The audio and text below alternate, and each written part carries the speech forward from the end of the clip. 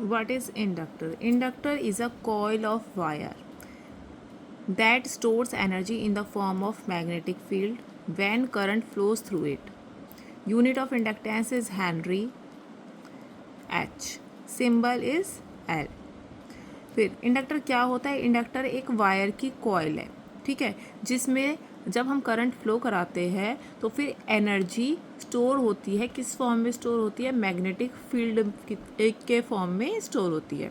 Again inductor is a coil of wire जो store करता है एनर्जी को in a form of magnetic field when current flows through it. Unit of inductance is henry, symbol is L. Inductance. What is inductance? It is a property of a coil. Property of what? It is a property of this coil that oppose any change in current flowing through it. अगर जो current flow हो रहा है एक coil के अंदर, अगर उस करंट में कुछ चेंज आता है तो उसको रोकता है, उसको अपोज करता है, ठीक है। कॉइल की वो प्रॉपर्टी जो अपोज करती है कोई भी चेंज होता है अगर करंट में, तो उसे हम क्या बोलते हैं? इंडक्टेंस बोलते हैं। L is equal to number of turns. L क्या है? What is L? L is this inductance and it is N number of turns, electric flux and upon denominator में आ जाएगा करंट। ओके यहाँ पर आप देखेंगे L, again L is inductance, number of turns, magnetic flux and this one is I is current. E is equal to L D I upon D T. याद रखिएगा E is what? L D I upon D T. Self inductance. Self inductance क्या होता है? जब कोई change current में coil में, अगर कॉइल में जो करंट फ्लो हो रहा है अगर उसमें कोई चेंज आता है तो उस चेंज की वजह से जो ईएमएफ प्रोड्यूस होती है, मतलब इलेक्ट्रोमोटिव फोर्स जो प्रोड्यूस होता है इन द सेम कॉइल, उसी कॉइल में जो इलेक्ट्रोमैग्नेटिक फोर्स, इलेक्ट्रोमोटिव फोर्स जो प्रोड्यूस होता है उसको हम क्या बोलते हैं? सेल्फ इंडक्टेंस बोलते हैं।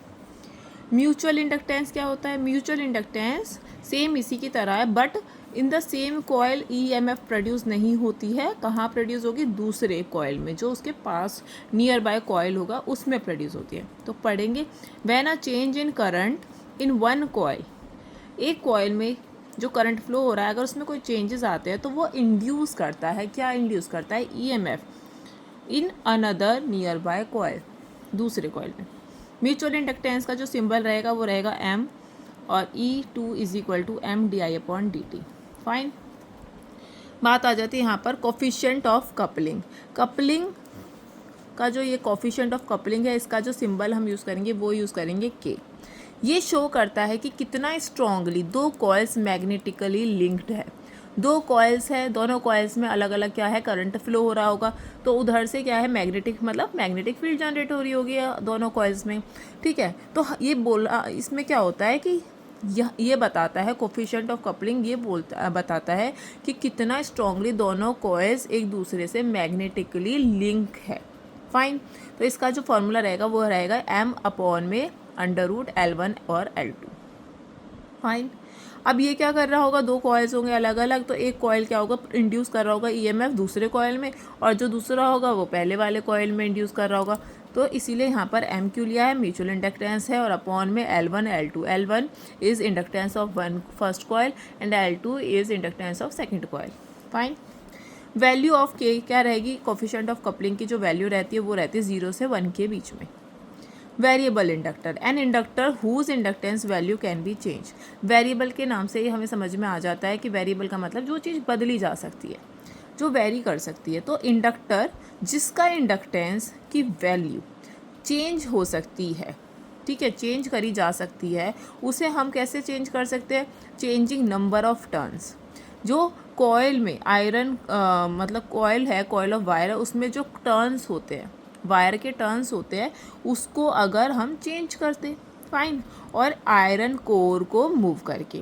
आयरन कोर क्यों यूज़ करें? क्योंकि आयरन इज़ अ मैग्नेट, तो आयरन कोर को मूव करेंगे हम, उसकी जगह पोजीशन चेंज करेंगे, तो उससे भी क्या होगा? इंडक्टेंस की वैल्यू में चेंज आएगा। इसको यूज़ कहाँ करते हैं? इसको यूज़ करते हैं हम रेडियोज़ में और ट्यूनिंग सर्किट्स में। फाइन। अब बात करते हैं inductors in series. Without mutual inductance, यहाँ पर हम इंडक्टर्स इन सीरीज़ की वैल्यू निकालेंगे। अगर दो या दो से ज़्यादा इंडक्टर सीरीज़ में लगे हुए हैं, जैसे रेजिस्टर लगे रहते थे, हमने पहले भी पढ़ा है, ठीक है। अगर इस तरह से सीरीज़ में लगे रहेंगे और म्यूचुअल इंडक्टेंस को हम ना देखें, तो फिर क्या होगा, एल टोटल इंडक्टेंस की जो टोटल वैल्यू होगी वो होगी L1 + L2, सेम जैसे रेजिस्टर के केस में होता है। इंडक्टर्स अगर पैरेलली कनेक्ट होंगे विदाउट म्यूचुअल इंडक्टेंस, तो यहाँ पर जो एल टोटल की वैल्यू आएगी 1/L total is equal to 1/L1 + 1/L2 + 1/L3 up to 1/Ln, जितने भी इंडक्टर्स प्रेजेंट होंगे। Series combination with mutual inductance. अब जो इंडक्टर्स सीरीज वाइज कनेक्टेड है और हमें यहाँ पर म्यूचुअल इंडक्टेंस को भी देखना है with mutual inductance. Mutual inductance क्या था, एक जब चेंज आता है किसी भी करंट में, जो करंट फ्लो हो रहा है कॉइल में, अगर उसमें कोई चेंज आता है तो वो क्या करता है, इंड्यूस करता है क्या, EMF इन अनदर नियर बाय कॉइल। तो यहाँ पर भी क्या है, म्यूचुअल इंडक्टेंस हो रहा है। उस केस में क्या होगा, अगर if two inductors are magnetically coupled, inductance होगा तो इसका मतलब क्या है, वो आपस में क्या है, मैग्नेटिकली कपल है। फाइन। अब तो इस केस में क्या होगा, L की वैल्यू होगी L1 + L2 + 2m। एडिंग के टाइम पर L is equal to L1 + L2 + 2m। ठीक है, ये क्या है, mutual inductance and series combination. Fine. अब अपोजिंग के टाइम पे क्या होगा, L is equal to L1 + L2 - 2m। Fine.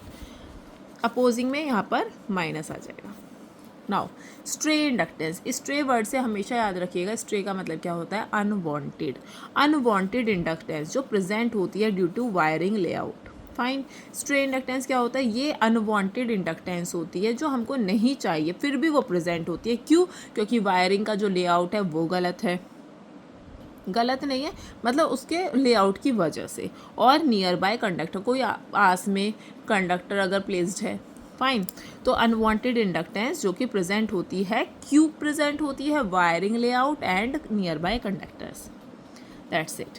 Next पढ़ेंगे एनर्जी जो स्टोर होती है इंडक्टर में। एनर्जी स्टोर कितनी होती है इंडक्टर में, हमने पढ़ा था ना कि इंडक्टर क्या होता है, inductor is a coil of wire जो स्टोर करता है एनर्जी को in the form of electromagnetic field.